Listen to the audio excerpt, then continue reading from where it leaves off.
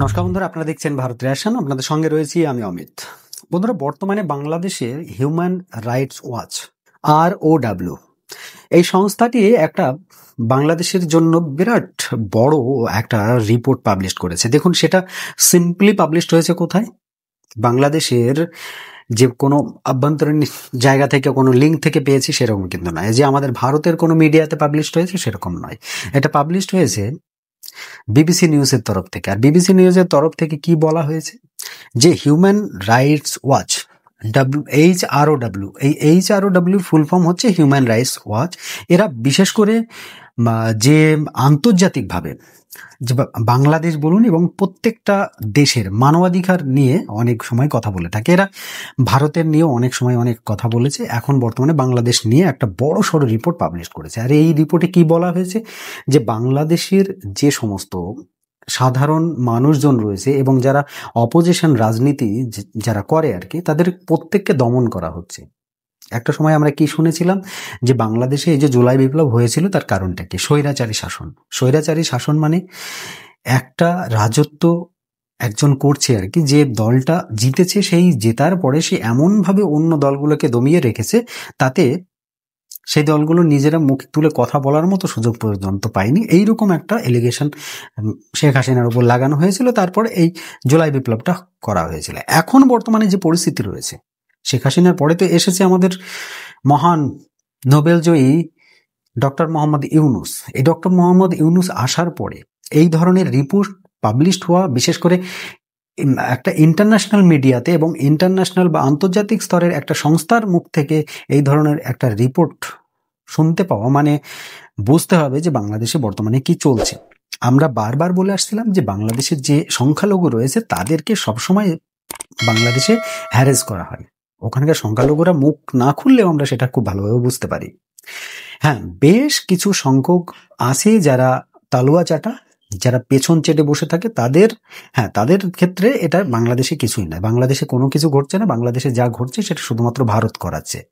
কিন্তু এই HROW এই সংস্থাটি কিন্তু না কোনো ভারতের সংস্থা, না কোনো বাংলাদেশের সংস্থা। তাই এরা যে রিপোর্টটা দিয়েছে সেই রিপোর্টটা আজকে আপনাদের কাছে একটু শোনাবো।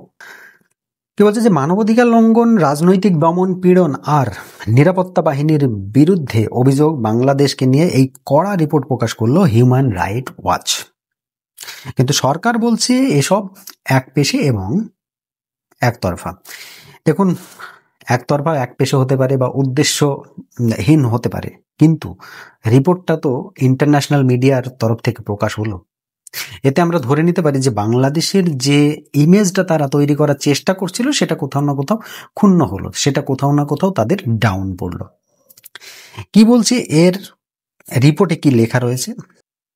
বাংলাদেশের মানবাধিকার পরিস্থিতির অবনতি হয়েছে, বিশেষ করে নির্বাচনের সময় বিরোধী দলীয় কর্মকর্তাদের বিরুদ্ধে দমন পীড়ন এবং ইন্টারনেট নিয়ন্ত্রণ এবং নিরাপত্তা বাহিনীর বিরুদ্ধে গুম ও খুনের অভিযোগ উঠে এসেছে এই প্রতিবেদনে। স্বাভাবিক বিষয়, আমরা এতদিন ধরে এই জুলাইয়ের পরে যে আগস্ট আসলো, সেই আগস্ট থেকে এখন এই আমাদের আগস্ট পড়ে গিয়েছে, আমরা একটা বছর কমপ্লিট করে ফেললাম। এর মধ্যে আমরা দেখেছি কিভাবে ইন্টারনেটকে নিয়ন্ত্রণ করা হয়, কিভাবে সোশ্যাল মিডিয়াকে নিয়ন্ত্রণ করা হয়, কিভাবে বাংলাদেশের যে বিরোধী রাজনৈতিক যে দলগুলো রয়েছে তাদেরকে কিভাবে নির্যাতন করা হয়, তাদের মুখ খুলতে দেওয়া হয় না। সাধারণ মানুষকে প্রোটেক্ট করার আগে নির্দিষ্ট কোনো রাজনৈতিক ব্যক্তিত্বকে প্রোটেক্ট দেওয়া হয়, মানে তাদের সিকিউরিটিটা আগে।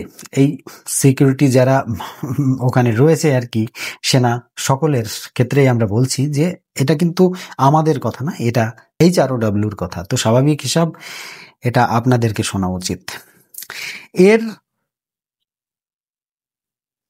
প্রতিবাদে বাংলাদেশের যে সরকারি মুখপাত্র, তিনি কি দাবি করেছেন? তিনি বলেছেন যে বিরোধী দল নিজেই আইন শৃঙ্খলা পরিস্থিতি নষ্ট করার চেষ্টা করে, আর নিরাপত্তা বাহিনী কেবলমাত্র আইনের আওতায় থেকেই ব্যবস্থা নিচ্ছে। আমরা দেখলাম আইনের আওতায় থেকে নিরাপত্তা বাহিনী কতটা ব্যবস্থা নিচ্ছে এবং কি কি করছে সেটা আমরা কিন্তু দেখতে বাকি রাখি না। আমাদের কাছে ভিডিও ক্লিপ রয়েছে। বাংলাদেশের গোপালগঞ্জের অবস্থা কি হলো, আরো বিভিন্ন জায়গাতে, তার মধ্যে স্পেশালি আমি গোপালগঞ্জের কথাই বলবো। দেখুন, গোপালগঞ্জ বাংলাদেশে তো যে ছাত্র দল রয়েছে সেই সবগুলো তো ওরা বন্ধ করে রেখেছে, মানে অ্যাকচুয়ালি ব্যান ছাত্র দল। আর যে নেতাগুলোকে দেখা যায় তাদেরকে তো তারা অ্যারেস্ট করেছে, বড় বড় নেতাদের। এখন যারা ছাত্র দলের হয়ে যারা এতদিন কাজ করেছে তারা তো সব জেলে। শেখ হাসিনার হয়ে যারা কাজ করেছে তারা তো সব এদিক ওদিকে পালিয়ে গিয়েছে, না হলে জেলে রয়েছে। এখন তাহলে বাংলাদেশের যে গোপালগঞ্জে যে নির্যাতনটা করা হলো, সাধারণ মানুষকে মারধর করা হলো, সাধারণ মানুষকে জেলে ঢোকানো হলো, গুলি করা হলো ওপেনে, তাহলে সেই মানুষগুলো কারা? যদি তাদের নামে কোনো এলিগেশন থাকতো, তাদের নামে যদি কোনো রাজনৈতিক পার্টির তরফ থেকে কোনো রকম একটা অভিযোগ থাকতো, তাহলে তো তারা এতদিন জেলে থাকতো। ডক্টর মোহাম্মদ ইউনূস নিশ্চয়ই তাদেরকে ছেড়ে দিত না।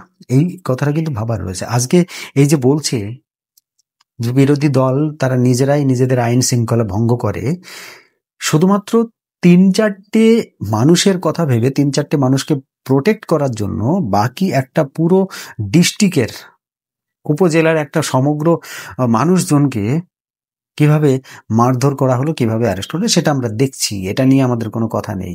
আর শেখ হাসিনা যাওয়ার পর থেকে আমরা যতবার এই বলে এসেছি যে বাংলাদেশে সংখ্যালঘুদের ওপর নির্যাতন হচ্ছে, সেটা কিন্তু কেউ কানে নেয়নি।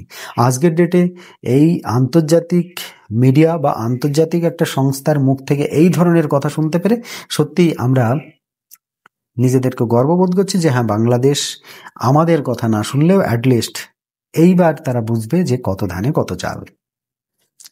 দেখুন, একটা প্রশ্ন থেকে যায়। দেখুন, বাংলাদেশের এই রিপোর্টের পর কিন্তু একটা প্রশ্ন থেকে যায় যে আদৌ বাংলাদেশে কি যে সংবাদ মাধ্যম রয়েছে তারা কি ফ্রি, তারা কি স্বাধীন? এটা কি আমরা বলতে পারি? এই রিপোর্টের ওপর বেস করে আমরা বলছি যে বাংলাদেশে যে সংবাদ মাধ্যম রয়েছে তারা কি ফ্রি, তারা কি স্বাধীন?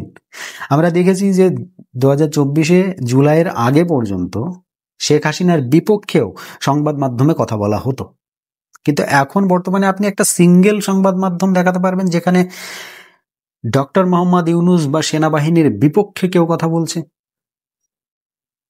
খুব রেয়ার কয়েকটা ইউটিউব চ্যানেল ছাড়া আপনারা সংবাদ মাধ্যমে আর কিছুই পাবেন না। তাই বলছে যে এই যে সোশ্যাল মিডিয়াকে হ্যান্ডেল করা এবং সোশ্যাল মিডিয়াকে যেভাবে দমিয়ে রাখা, এই সব জিনিসগুলো বাংলাদেশে বর্তমানে যেভাবে হচ্ছে, তাতে আগামী দিনে বাংলাদেশের উন্নতির ক্ষেত্রে কিন্তু বাধা। মেন স্ট্রিম মিডিয়া থেকে শুরু করে সোশ্যাল মিডিয়া, মানে সাপোজ দেখুন, একটা দেশের যদি কেউ সমালোচনা করার না থাকবে, তাহলে সেই দেশের উন্নতিটা হবে কি করে?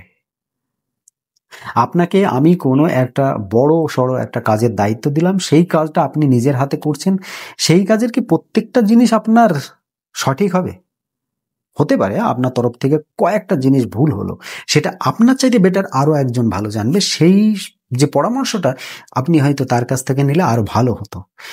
যে কারণে সংবাদ মাধ্যম ফ্রি এবং ফেয়ার কথা বলা উচিত, কিন্তু বাংলাদেশে বর্তমানে কোন সংবাদ মাধ্যম দেখেছেন যারা ফ্রি এবং ফেয়ার কথা বলছে? ডক্টর মোহাম্মদ ইউনূস যেটা বলছে প্রত্যেকে কিন্তু সেই দিকে গোড় দিচ্ছে, আর একটা দলনেতা যেটা বলছে প্রত্যেকে সেই দিকে গোড় দিচ্ছে। মানে এক কথায় বলা যেতে পারে তারা তাদের পিঠ বাঁচাচ্ছে এবং তারা তাদের যে টিআরপি সেটা নেওয়ার চেষ্টা করছে। এখন বর্তমানে বাংলাদেশে শেখ হাসিনার বিরুদ্ধে কথা বললে প্রায় প্রত্যেকেই বাহবা দেয়। মানে দেখুন, ওপেনে কেউ কিছু বলুক আর না বলুক, প্রত্যেকেই সোশ্যাল মিডিয়াতে এসে দেখার চেষ্টা করে এবং বলে যে হ্যাঁ, এটাই করা উচিত ছিল, স্বৈরাচারী শাসনকে আমরা করেছি, হ্যানা করে তেন, বহুত কিছু। কিন্তু এখন কি তারা খুব ভালো আছে? আগামী দিনে কি তারা খুব ভালো থাকবে? এই কোশ্চেনটা আপনাদের কাছে করে যাচ্ছি। যদি টাইম থাকে অবশ্যই একটা কমেন্ট করে কমেন্ট বক্সে জানিয়ে দেবেন। আন্তর্জাতিক যে সমালোচক যারা রয়েছে তারা বলছে এই জিনিসটা মানবাধিকারের যে ওপর যে একটা খাড়া চালানো হচ্ছে, মানবাধিকারের ওপরে যে গলা কাটা হচ্ছে, সেই জিনিসটা কিন্তু আগামী দিনে বাংলাদেশের উন্নতির পক্ষে বাধা হয়ে দাঁড়াতে পারে। আপনাদের কি মতামত কমেন্ট বক্সে লিখুন। বাংলাদেশের HRW যে রিপোর্ট, সেই রিপোর্ট কি আদৌ ঠিক না ভুল, সেটা অবশ্যই কমেন্ট বক্সে লিখে যাবেন। আর আজকের এই ভিডিওটা যদি আপনাদের একটুও ভালো লেগে থাকে তো প্লিজ ভিডিওটি আরও সকল বন্ধু বান্ধবের কাছে শেয়ার করে দেবেন। আমার চ্যানেলটিকে সাবস্ক্রাইব করবেন আর পাশে থাকা ওই বেল আইকনটিও বাজিয়ে দেবেন। ভিডিওটি লাইক করে শেয়ার করে দেবেন আরও অনেক বন্ধু বান্ধবের কাছে। তো আজকের মতো ভিডিও এখানে সমাপ্ত করব। সকলে ভালো থাকবেন, সুস্থ থাকবেন। ধন্যবাদ।